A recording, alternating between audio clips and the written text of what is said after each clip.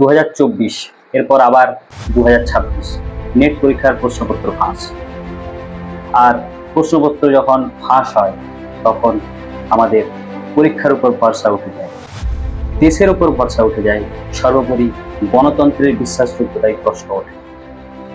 23 লক্ষ পরীক্ষার্থী যারা ডাক্তার হওয়ার স্বপ্নে ফর্ম ফিল আপ করে, তাদের দিনের পর দিনের মক টেস্ট, তাদের রাতের পর রাত জাগা পরিশ্রম, তাদের আশা ভরসা সবকিছুই আজ অনিশ্চয়তার মধ্যে। এনটিএ প্রাথমিক তদন্তের ভিত্তিতে 2026-এর নেট পরীক্ষাকে বাতিল করেছে। হ্যাঁ, এনটিএ ন্যাশনাল টেস্টিং এজেন্সি, যারা এই নিট পরীক্ষা কন্ডাক্ট করে থাকে।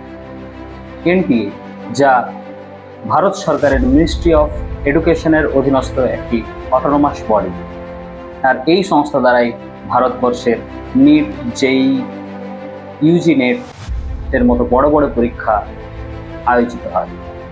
এনটিএর এটা মনে রাখা দরকার, শুধু ওএমআর কালেক্ট করাই তাদের কাজ নয়, সমাজকে এটাও ভরসা দেওয়া যে তাদের সিস্টেম ফেয়ার, তাদের সিস্টেম স্বচ্ছ। এর পরের বারেও যদি পরীক্ষা হয় এবং যেই সমস্ত পরীক্ষার্থী এই পরীক্ষা ক্র্যাক করতে পারবে না, তাদের মনের মধ্যে সংশয় থেকেই যাবে, আমরা হয়তো জানি না, কোথাও না কোথাও প্রশ্ন লিক করেছে।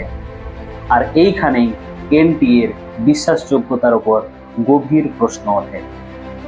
এনটিএ যা একটা অটোনমাস বডি, 2025-এর পার্লামেন্টারি স্ট্যান্ডিং কমিটির রিপোর্ট অনুযায়ী 2018 থেকে 2024 সালে এনটিএর মোট আয় 3,513 কোটি টাকা, আর ব্যয় হয়েছে 3,065 কোটি টাকা। তার মানে 448 কোটি টাকা সারপ্লাস। এখন প্রশ্ন হলো, একটা অটোনমাস বডির হাতে এই 4,48,000 টাকা সারপ্লাস কি করে হয়, বা এই বিপুল পরিমাণ টাকা এই অটোনমাস বডির আয়ত্তে কেন?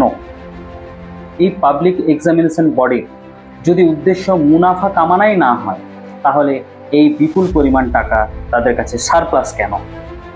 রাজ্য বা গভর্নমেন্ট কেন সুনিশ্চিত করছে না যে তাদের একটা সুনির্দিষ্ট বাজেটের প্রয়োজন?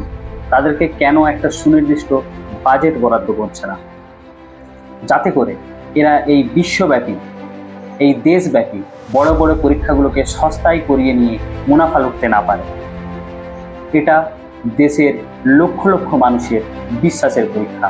এটা শুধু একটা এন্ট্রান্স এক্সাম নয়, এটা দেশের লক্ষ লক্ষ মানুষের একটা বিশ্বাসের পরীক্ষা।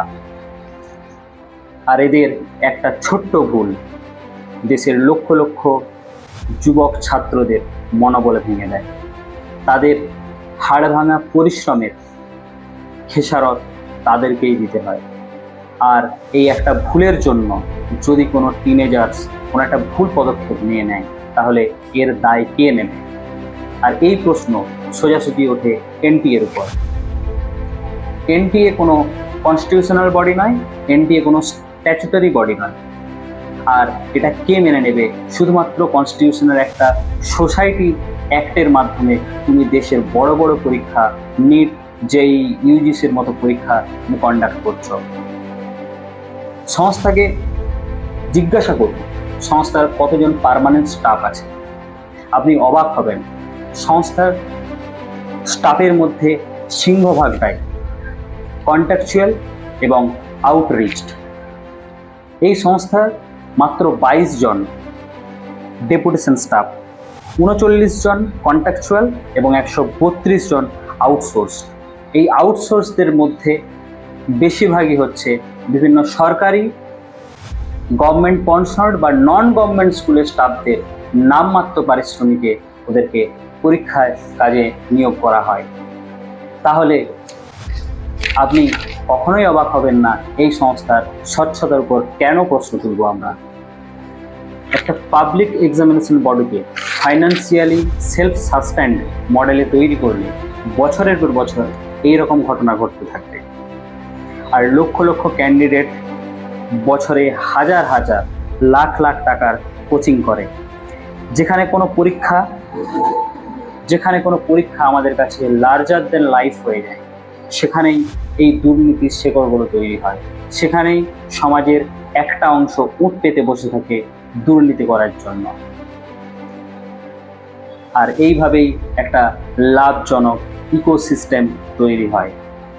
শুধুমাত্র সরকারকে দোষারোপ করলে চলবে না, এটা আমাদের সামাজিক চিন্তাধারার উপরও প্রশ্ন ওঠে। আর যখনই কোনো পরীক্ষা আমাদের জীবনের চেয়ে মহত্বপূর্ণ হয়ে যায়, তখনই সমাজের একটা শ্রেণী এই পরীক্ষার দুর্নীতি করার জন্য সাম দাম দণ্ড ভেদ কোনোটাই ছাড়ে না প্রয়োগ করতে। আর এই জন্যই কোচিং সেন্টারগুলোর এত দাপাদাপি। কোচিং সেন্টারগুলো, কোনো কোচিং সেন্টার দাবি করছে আমার কোচিং সেন্টারে সবাই পেয়ে গেছে ইউজি নেট, আবার সেই বলছে অমুক কোচিং সেন্টারের কেউ পায়নি। এই প্রতিযোগিতার মনোভাব, এই হিংসাত্মক প্রতিযোগিতা, এই তুলনাত্মক প্রতিযোগিতা আমাদের সামাজিক অবক্ষয়েরই একটা দিক। আর এইভাবেই আমরা একটা ইকোসিস্টেম তৈরি করে ফেলেছি। আর এই ইকোসিস্টেমের সবচেয়ে হতাশ এবং সবচেয়ে নিরাশ হলো শিক্ষার্থীরা। ভালো করে মন দিয়ে বুঝে দেখুন, এই পেপার লিক বা যখন কোনো ব্যবস্থার দোষ বেরিয়ে আসে, তখন তার প্রভাব কিন্তু সকলের মধ্যে সমান হয় না। এই নিট পরীক্ষার যে পেপার লিক হয়েছে, তাতে যারা প্রিভিলেজ স্টুডেন্ট তাদের ক্ষেত্রে প্রভাব অন্যরকম, আবার যারা দরিদ্র বঞ্চিত শ্রেণী থেকে আসছে তাদের প্রভাব অন্যরকম। প্রিভিলেজ স্টুডেন্টরা তারা আবারও কোচিং নিতে পারবে, আবারও প্রিপারেশন নিতে পারবে, তারা সেই খরচটা এফোর্ড করতে পারবে। কিন্তু যারা গরিব এবং বঞ্চিত শ্রেণী, সেই সমস্ত শিক্ষার্থীরা তাদের আর্থিক সমস্যাকে চ্যালেঞ্জ করে কোনো রকমে হয়তো একবার এই পরীক্ষার প্রিপারেশন নিয়েছিল এবং খুব সততার সাথে খুব পরিশ্রম করে এই পরীক্ষা দিয়েছিল ডাক্তার হওয়ার আশায়, কিন্তু বারবার তারা এই ড্রপ এফোর্ড করতে পারবে না, তো তারা ঘুরে দাঁড়াতে পারবে না, আবারও তারা কোচিংয়ের জন্য এই হাজার হাজার লক্ষ লক্ষ টাকা জোগাড় করতে পারবে না, তারা আবারও এই ড্রপটা এফোর্ড করতে পারবে না। এর মানে হলো প্রত্যেকবারের এই ধরনের পেপার লিকের ঘটনা আমাদের সামাজিক ইনইকুয়ালিটিকে আরও গভীর করে তুলছে। এবারে নিশ্চয়ই বুঝতে পারছেন শিক্ষা কেন আর শিক্ষা নেই, শিক্ষা কেন পরীক্ষার মধ্যেই সীমাবদ্ধ হয়ে গেছে, শিক্ষা কেন সার্ভাইভাল হয়ে গেছে, শিক্ষা কেন লার্নিং নয়। আর আমাদের জীবনে যখনই কোনো বিষয় একটা জীবন মরণের দিক হয়ে উঠবে, তখনই সেই বিষয়ে দুর্নীতির ছায়া পড়বেই। আর আজকের এই ইকোসিস্টেমে দাঁড়িয়ে এই ধরনের ঘটনাকে আইসোলেটেড ইনসিডেন্ট বললে ভুল হবে। কেউ একজন হয়তো পেপারটা লিক করে দিয়েছে, কারোর একজনের থ্রুতে হয়তো পেপারটা সার্কুলেট হয়ে গেছে, ব্যাপারটা এরকম নয়। হতে পারে আলাদা করে সলভিং ইউনিট তৈরি হয়ে গেছে, হতে পারে আলাদা করে হোয়াটসঅ্যাপ গ্রুপ তৈরি হয়ে গেছে এই পেপারগুলোকে সার্কুলেট করানোর জন্য। টেলিগ্রামে এই পেপার সার্কুলেট হচ্ছে, ফেক ক্যান্ডিডেট এবং সেন্টার ফিক্সিংও চলছে। হয়তো আমাদের দৃষ্টির অন্তরালে একটা পুরো সিস্টেমই গড়ে উঠেছে এই ধরনের কারচুপি করার জন্য। কেননা একটা প্যাটার্ন বারবার লক্ষ্য করা যাচ্ছে। যখনই আরোপ আসছে পেপার লিকের, তখনই সংস্থা মিডিয়ার সামনে আসছে, প্রথমে অস্বীকার করছে, তারপর সোশ্যাল মিডিয়াতে এভিডেন্স সার্কুলেট হচ্ছে, তারপর তদন্ত হচ্ছে এবং সংস্থা তার দোষ স্বীকার করে পরীক্ষাটাকে বাতিল করছে।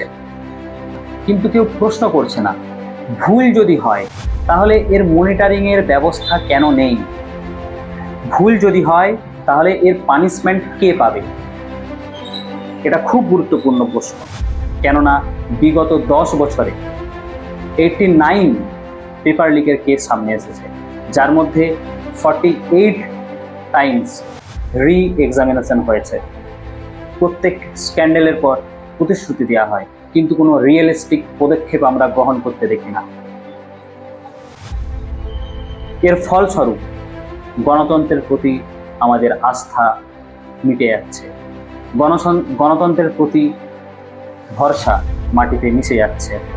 একটা গ্রামের সাধারণ ছেলে যে স্বপ্ন দেখেছিল হয়তো আমি একটু বেশি পরিশ্রম করলেই আমি সমাজের সেবার কাজে নিযুক্ত হব, আমি ডাক্তারে নিয়ে পড়তে পারবো, স্টেথোস্কোপটা আমার সম্মানের স্টেথোস্কোপ আমার গলায় থাকবে। আর এই ধরনের সিস্টেমের গাফিলতি তার এই বিশ্বাসকে ভেঙে দেয়।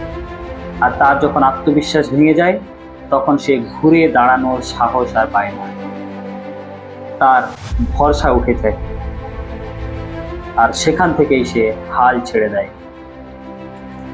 আর এই জন্যই এনটিএ পাবলিক এক্সামিনেশন বডি, তোমার দায়িত্ব শুধু পরীক্ষা নেওয়া নয়, তোমার জন্য যদি দেশের ছাত্র যুগের আত্মবিশ্বাস ভেঙে যায়, তারা যদি এটা ভাবতে বাধ্য হয় যে পরিশ্রমের কোনো মূল্য নেই, যারা কারচুপি করে তারাই অগ্রাধিকার পায়, তাহলে এটা তোমার ব্যর্থতা, আর এটা আমাদের জন্য হতাশাজনক। নমস্কার, ভালো থাকবেন।